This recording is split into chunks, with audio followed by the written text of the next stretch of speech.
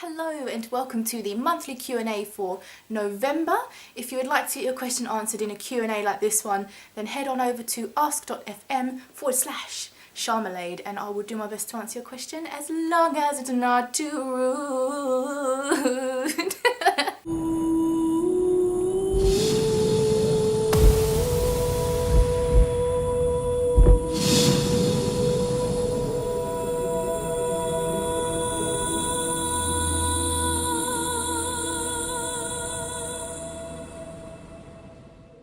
Question number 1. Hello Sharm, when did you start playing games and what was your first game? From Alex.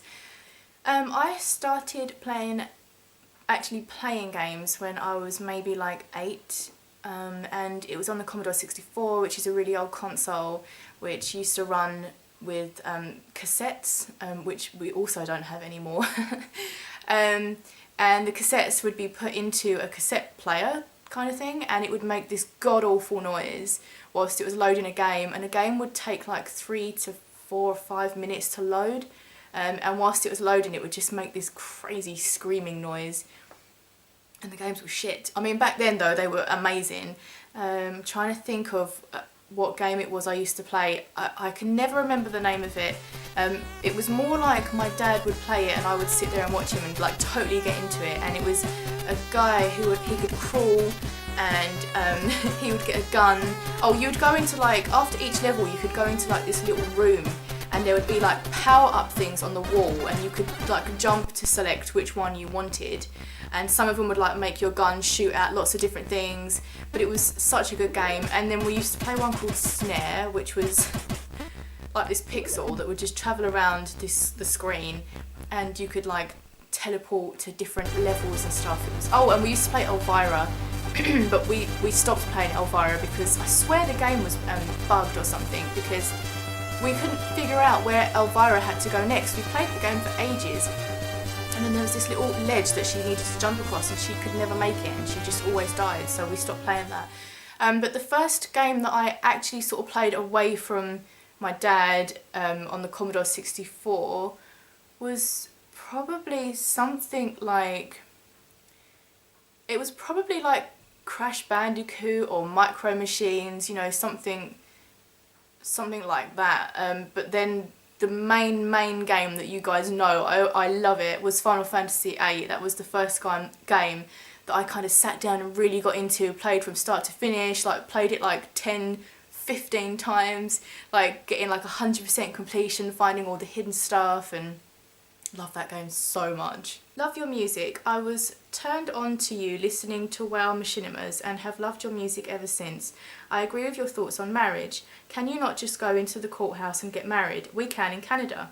Do you plan on collaborating with Brunoville again? Random, you've gone from marriage to collaborating with Bruno. So here in the UK you can just go into a registry office and sign a book and it's all good. It's kind of brief and it's really handy if you want like to just not spend so much money, or if you just want to have more of a custom like gathering of people afterwards.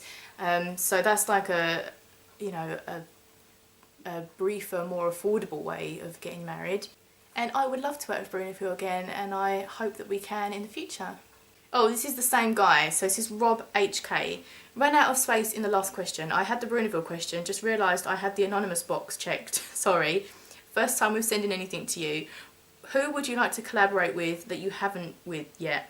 Do you listen to podcasts, and if yes, which ones do you like? I've never really listened to podcasts before, apart from Madame Macabre, Creepypasta and Lazy Masquerade, I think the names are. They tell like ghost stories online and I really enjoyed listening to those. Who would I like to collaborate with?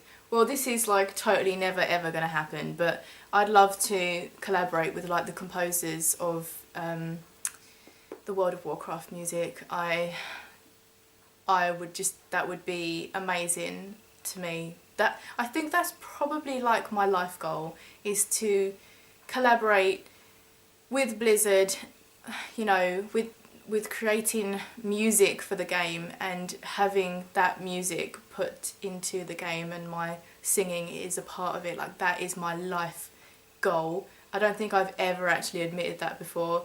but it is. Hey Sharm, I love your hair and my question is, what would you think if fans would arrive at your home? From Lucas Jesperson.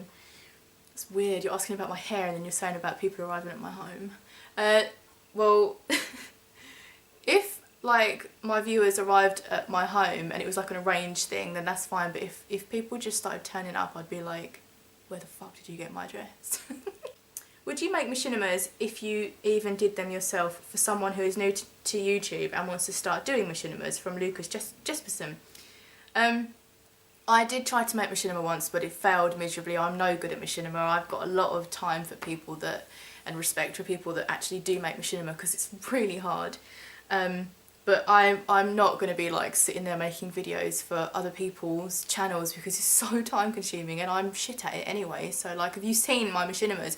Go and look at Womanizer and then you'll be like, oh yeah, I see what she's saying. Yeah, she's shit. Hello Sharm, I wanted to say you have the most stunning voice I have ever heard. Thank you, and that I love your songs and videos so much. You are a very talented person. I know that you have a very hectic schedule, but would you consider making weekly gameplay videos like FFXIV, which was hilarious. I loved it, from Alice. Yeah, that was pretty funny. I really enjoyed making that actually, that bitch work one. That was fun. I'm not actually playing Final Fantasy right now. I totally miss it, and since I've stopped playing it, like I do think about it a lot, and I love that game so much, and I think I will go back to it. It's just I'm not keen on really ever having two subs for games, like WoW's a sub fee and Final Fantasy is a sub fee, so I'm not too keen on that idea. But I mean, so I'm not going to be making any gameplay videos anytime soon. I'm really enjoying Legion right now in World of Warcraft. So, but if I do get back into Final Fantasy, which I'm sure I will, and maybe, I mean, I'm starting to get the itch like a lot, so maybe I will kind of overlap the games WoW and Final Fantasy for a while, and I'll sort of get some more footage, Final Fantasy gameplay footage. But in the meantime, I have been getting some WoW footage of my monk, Mistweaver monk healing, so you can check those out. I know it's not the same game, but maybe that will sate you a little bit. What is your favourite thing about creating music and what inspires you to do so? I love your videos and Maggie is really cute, from Chloe. Thank you. Yes, she is so cute. My favourite thing about creating music, well, I mean, I don't really create music as such. I sing, and I sing because, like, I have to sing, that's how I like get my emotions out. And when I don't sing for like a while, like if I have a really bad cold and I'm out of action for a week, or even if I go on holiday, like when I get back, like I need to sing, I need to get everything out of my system, and I really feel it. When I can't sing, it's like just being totally caged. So it's something that I need to do, like I need to do for my sanity, or else I will just, like, I get a lot of how I'm feeling because I don't have a lot of people to talk to, like I don't have a lot of people that I can just kind of get things off my chest to, and singing, I can get everything out like that, so I don't feel the need to like offload on other people. It just comes out with my singing, so it's like more of a need to do it. How did you and Gigi meet up? P.S. I really want to know it. From André Miroslav Rutke. I always get asked this question. Gigi and I met online. She was a WoW parody artist around about the same time as Nim started, and I got into it maybe like a year or two after G did. And we got talking because of our sort of common interest in parodies and stuff, and now we're like really good buddies. So that's like in a nutshell though, because I've answered that question like so many times before. Hi Sharm, I was wondering, do you take lyrics from fans? I know Rowan has made some lyrics for songs, but I didn't know if you took them from anyone else, and if you do, how could you be contacted? From Ethan Schauth. I do take lyrics from fans, but bear in mind, like, people send me lyrics all the time, and it's so, like, it's kind of time consuming for me to be going through all of them, and sometimes, like, how to word this, sometimes if they're not great, I find it really hard to even start forming a response to that person, and then they just end up, like, sitting in my inbox, and I feel bad because I haven't sort of reached the person that sent them to me and kind of told them why I've not responded. And I get sort of a lot of people messaging me on lots of different platforms, even like when I'm gaming, like people are asking me about lyrics and stuff, and it can become quite kind of overwhelming. If you're a patron, then you get kind of all, you can suggest songs to me, you can suggest lyrics to me, and they are obviously more favoured than if you're not my patron, because my patrons are supporting me to sing and to do what I, you know, what I love doing. And not that you guys aren't, but financially, like, they're supporting me, so they're going to get first dibs. But you know, there's no harm in sending lyrics to me, and just don't be like offended if I don't kind of reach back out to you again, because it just gets a bit overwhelming sometimes, and I find it difficult to kind of sit and read through like pages and pages of lyrics for different songs, and then like listening to the songs and learning the songs and stuff like that. So feel free to send them to me. Like, don't let that put you off. Who are your greatest role models, people you really admire in any field? So, okay, that's a really cool question. People that I admire. So I really admire, as you guys know, Lisa Gerrard, because of her singing style and the way she's gone about learning how to sing and how to expand her voice and how to harness so many different genres of singing and then like incorporate them back into her like natural voice. I think it's just absolutely fascinating what she's done. I love Ricky Gervais. I think he is, I just love his bluntness. Like, I follow him on Twitter, and he says so many things that I wish I could just outright say, but I'm not the kind of person that likes confrontation or like bringing negativity into anything. So I tend to just zip up and, you know, go and have a good old sing later. But I love what Ricky Gervais stands for. He's very much into his like animal welfare, like making sure that animals are taken care of, and he's always promoting the gory truth about how animals are being treated. And sometimes I'm like, fuck, that's so gory. Like, he'll post pictures and stuff, but it does raise awareness, and I do sometimes, like, I'll skim down my feed and I'll see it and I'll be like, oh Ricky, why have you got to post that, something that terrible? But I look at the retweets and I look at the favourites and stuff, and I just think that is so much awareness being raised. Oh, sorry, there's a little fruit fly and it's just trying to get in on this and I'm not having it.